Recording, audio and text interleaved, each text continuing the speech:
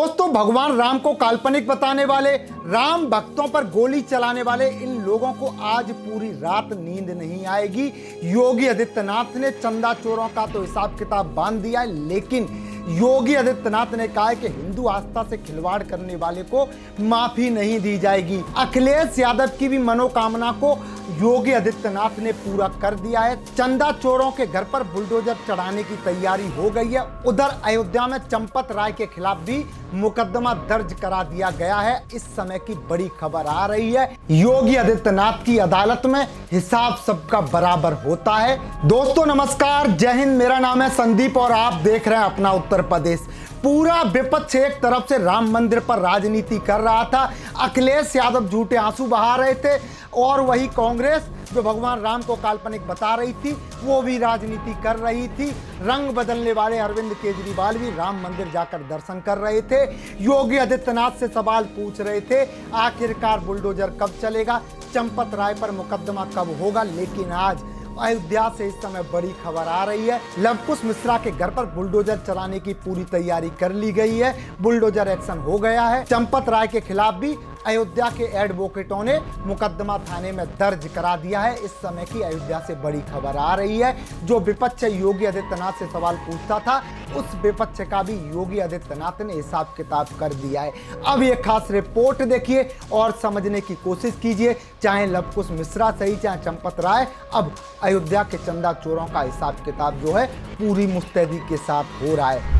अयोध्या से इस वक्त की सबसे बड़ी खबर सामने आ रही है। राम मंदिर दान से जुड़े कथित अनियमितता मामले ने एक नया मोड़ ले लिया है। अब तक मामला सिर्फ एसआईटी जांच और गिरफ्तार आरोपियों तक सीमित था, लेकिन अब अयोध्या के कुछ अधिवक्ताओं ने राम जन्मभूमि तीर्थ क्षेत्र ट्रस्ट से जुड़े चंपत राय, अनिल मिश्रा और गोपाल राव के खिलाफ पुलिस को लिखित शिकायत सौंप दी है। दावा किया गया है कि इनकी भूमिका की भी निष्पक्ष जांच होनी चाहिए। इस घटनाक्रम ने अयोध्या से लेकर लखनऊ तक सियासी हलचल तेज कर दी है। याद कीजिए, जब यह पूरा मामला सामने आया था तब मुख्यमंत्री योगी ने साफ कहा था कि अगर किसी भी स्तर पर कोई भी दोषी पाया जाता है तो उसे बख्शा नहीं जाएगा। इसके बाद एसआईटी का गठन हुआ, जांच आगे बढ़ी और कई लोगों की गिरफ्तारी हुई।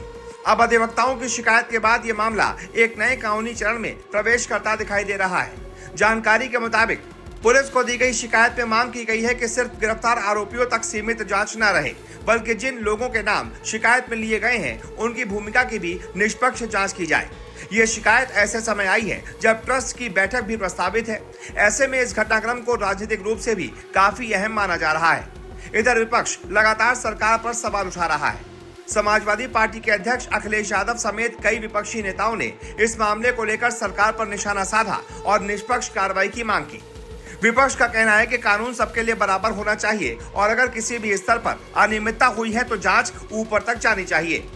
दूसरी तरफ भाजपा और योगी सरकार के समर्थकों का कहना है कि यही तो सरकार का रुख शुरू से रहा है। उनका तर्क है कि सरकार ने मामले को दबाने की कोशिश नहीं की, बल्कि एसआईटी बनाई, जांच कराई और गिरफ्तारियां भी हुई। अब अगर शिकायत में नए नाम आए हैं तो कानून उसी प्रक्रिया के अनुसार आगे बढ़ेगा। समर्थकों का कहना है कि योगी सरकार की नीति साफ है, दोषी कोई भी हो कार्रवाई कानून के मुताबिक होगी। इसी बीच एक और बड़ी चर्चा तेज हो रही है। मीडिया रिपोर्ट्स में दावा किया जा रहा है कि गिरफ्तार आरोपियों की कथित अवैध संपत्तियों की जांच भी तेजी से चल रही है। प्रशासनिक स्तर पर कागजी प्रक्रिया पूरी किए जाने की बातें सामने आ रही हैं। हालांकि संबंधित कार्रवाई को लेकर अंतिम और आधिकारिक निर्णय प्रशासन ही करेगा। लेकिन इस खबर के सामने आने के बाद बुलडोजर कार्रवाई को लेकर भी राजनीतिक बहस शुरू हो गई है। यही वो बिंदु है जिस पर अब नया नैरेटिव बन रहा है। विपक्ष लंबे समय से सवाल उठा रहा था कि बुलडोजर कार्रवाई केवल चुनिंदा मामलों में ही क्यों दिखाई देती है। वहीं सरकार के समर्थकों का कहना है कि अगर जांच में किसी भी आरोपी की अवैध संपत्ति कानून के दायरे में आती है तो कार्रवाई व्यक्ति देखकर नहीं बल्कि कानून देखकर होगी। उनका दावा है कि यही संदेश योगी सरकार लगातार देती आई है कि कानून सबके लिए बराबर है। फिलहाल सबसे अहम बात यह है कि अधिवक्ताओं की शिकायत ने इस पूरे मामले को नई दिशा दे दी है। अब पुलिस इस शिकायत पर क्या कदम उठाती है, क्या प्रारंभिक जांच होती है, क्या आगे एफआईआर दर्ज होती है या नहीं, ये आने वाले दिनों में साफ हो जाएगा। वहीं एसआईटी की जांच भी अपनी प्रक्रिया के अनुसार आगे बढ़ रही है।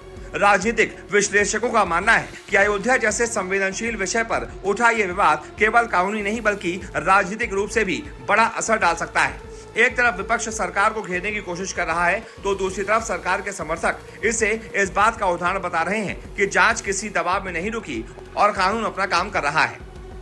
अब पूरे प्रदेश की नजर दो चीजों पर टिकी है। पहली, एसआईटी जांच में आगे क्या नए तथ्य सामने आते हैं। दूसरी, अधिवक्ताओं द्वारा दी गई शिकायत पर पुलिस क्या कार्रवाई करती है। अगर जांच एजेंसियों को किसी के खिलाफ पर्याप्त साक्ष्य मिलते हैं तो आगे की कानूनी कार्रवाई उसी आधार पर होगी।